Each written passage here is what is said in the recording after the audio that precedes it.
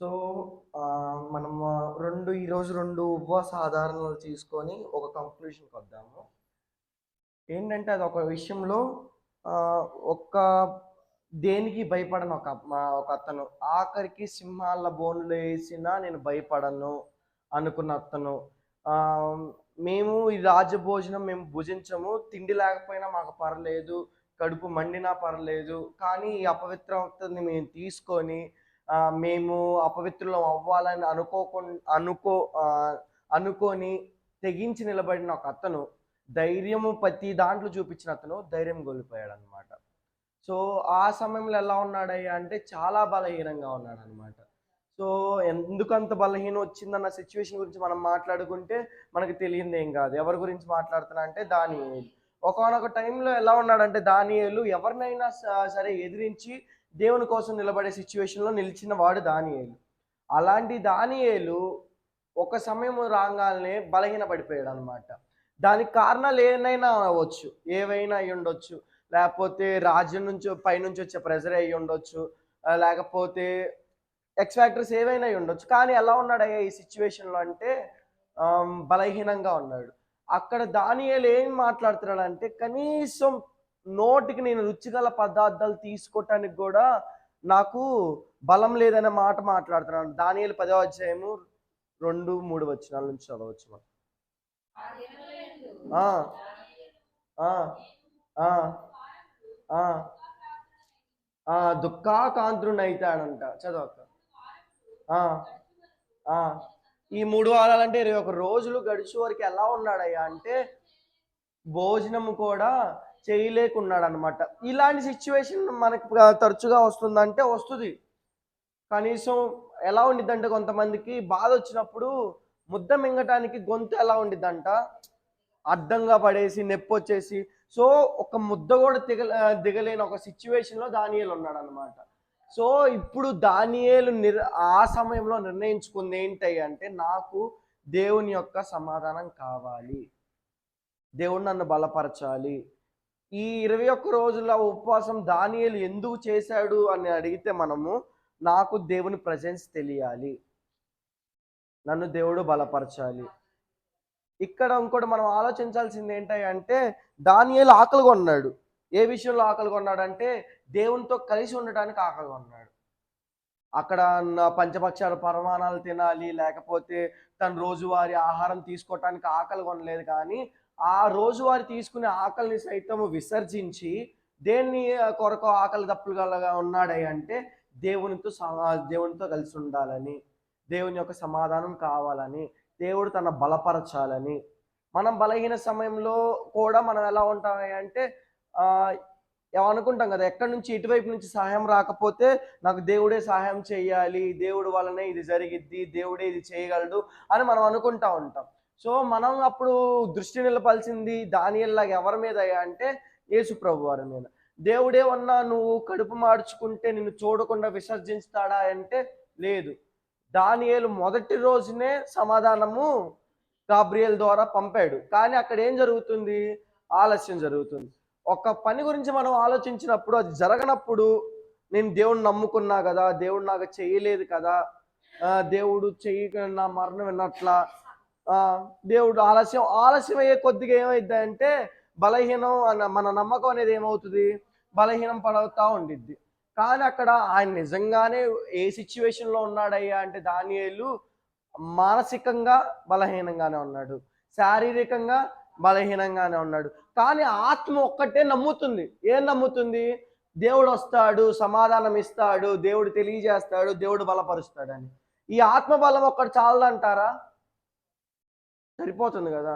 శరీరం బలహీనమైనప్పుడు నిజంగా జెప్పాలంటే శరీరం బలహీనమైనప్పుడే ఆత్మ ఎలా ఉండిద్దంట? సిద్ధంగా ఉండిద్దనమాట. సో, ఆ రీతైన సిట్యుయేషన్‌లో ఉన్నాడు. మనకి మనోదుఖం కలగొచ్చు. లేపోతే ఎమోషనల్‌గా వీక్ అయ్యుండొచ్చు. ఎమోషనల్‌గా పడిపోయి ఉండొచ్చు. ఆహ్, భౌతికంగా పడిపోయి ఉండొచ్చు. కానీ ఆత్మీయంగా మనం ఏం కనపరచాలి అంటే నమ్మకాన్ని కనపరచాలి.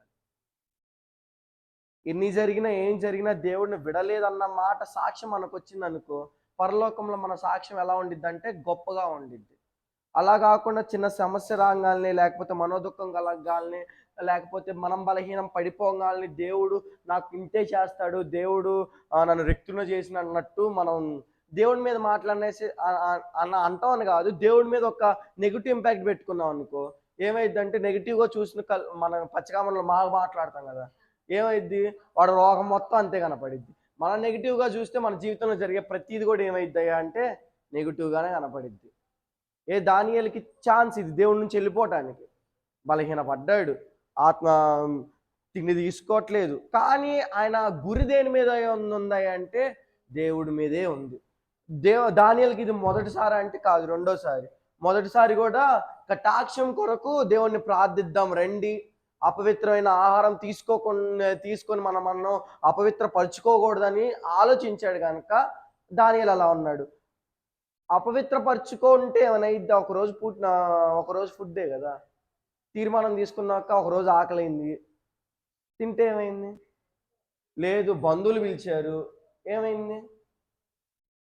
మన వాళ్ళు కాదు, వాళ్ళు మనకి చేసేవాళ్ళు కాదు, కానీ మన బంధువులు అని చెప్పేసి వెళ్ళామనుకో ప్రతిసారి, ఏమైద్ది?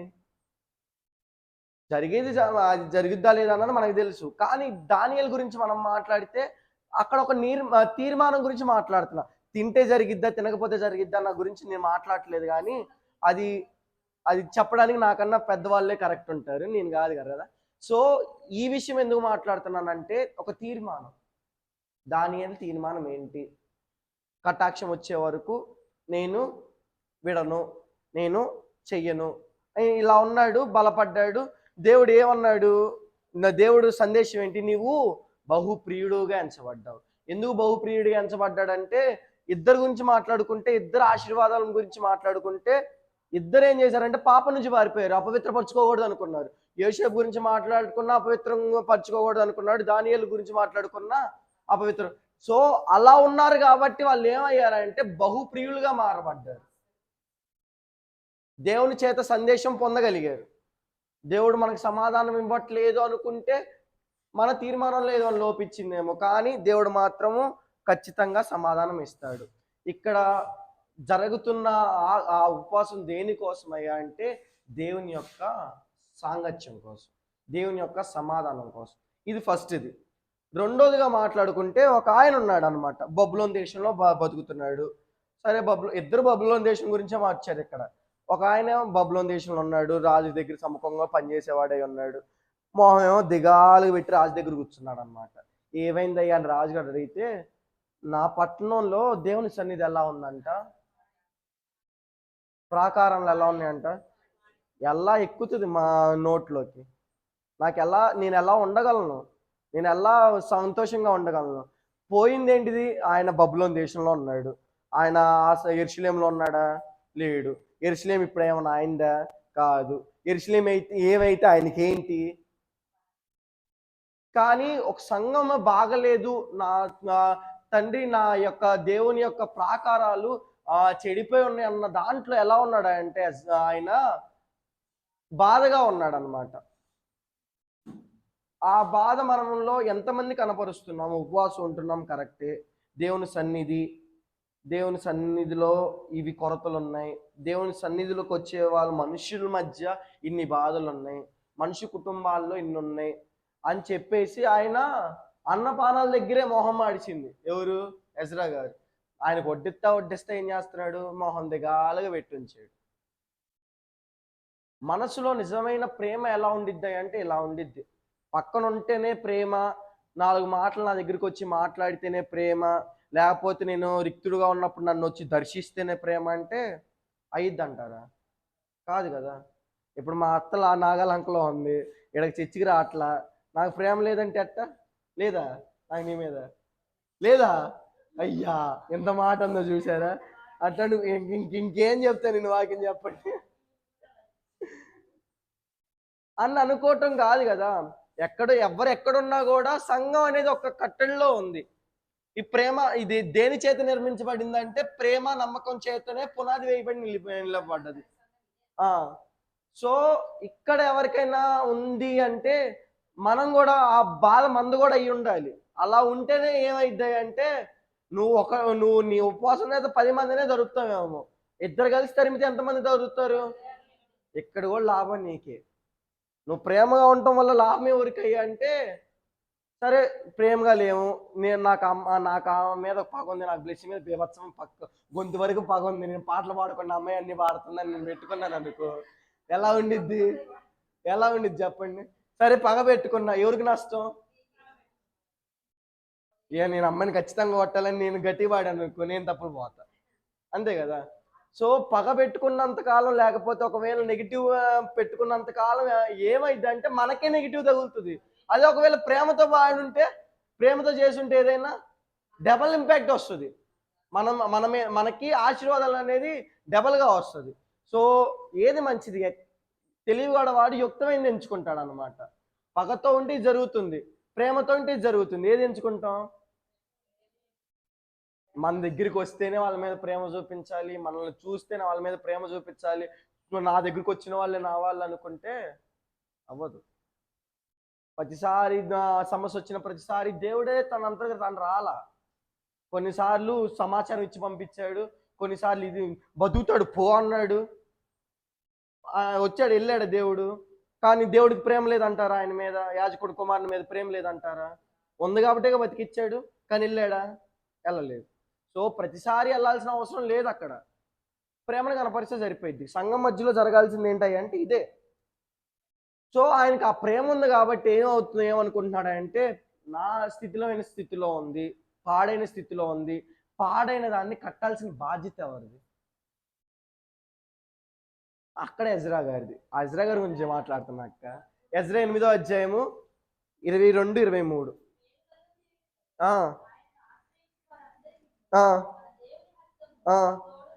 ఇక్కడ మేలు ఏ మేలు కలగజేయటానికి? అక్కడ 8వ అధ్యాయంలో ఒక కాంటెస్ట్ ఏంటంటే, ఈయన బబులోన్ దేశం నుంచి యెరూషలేముకు ప్రయాణిస్తున్నాడు. ఎవరిని తీసుకొని?